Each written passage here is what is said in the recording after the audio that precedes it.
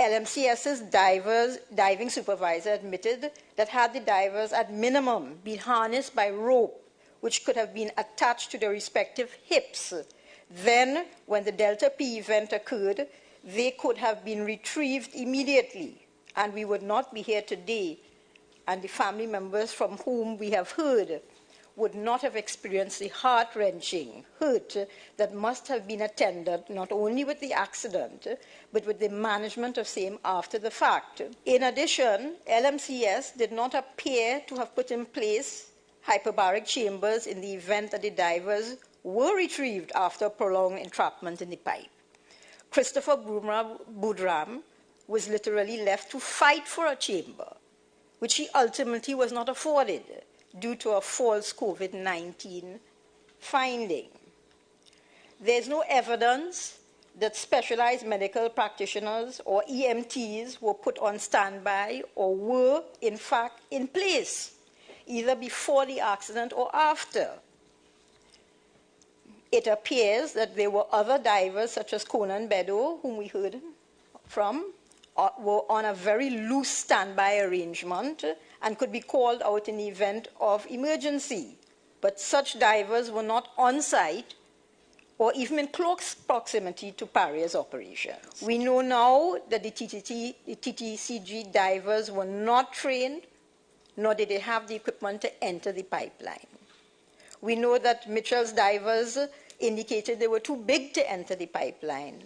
And we know now that OTSL and Subsea Global Solutions vessels, equipment, divers, and the supervisors on these vessels were told to stand by for instructions which ultimately did not come.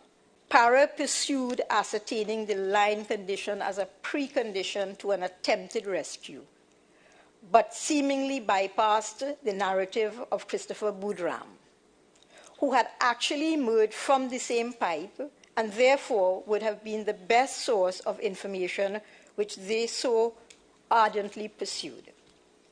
More than one Paria representative had close contact and or was in close proximity to Christopher Boudram, but no effort was made to speak to him to ascertain the location of the divers and their physical condition and the conditions in the line. The 4 remaining divers could have been 2 seam lengths away from the end of the horizontal of the pipe, even using Mr. Piper's estimation, which was 120 feet away from the elbow, or in my calculation, which is likely to be flawed, 1/10 of the length of the horizontal pipe. Even when it became clear that a borescope, an ROV, and a crawler could not successfully maneuver the pipeline, Paria did not allow willing, able, and available divers to attempt a rescue, even though that by at least somewhere between 7 p.m. and 8 p.m., there was optimal equipment and sufficiently trained and experienced commercial divers on site. We have heard from various Paria senior officials, one of whom was brought to tears, and one of whom the Commission allowed to vent his very pent-up angst. I and those whom I represent do not believe that Paria was placed in an easy position on the night of Friday, the 25th of February. But Paria must accept that they made very wrong decisions on that night and the day following, which ultimately cost these men their lives.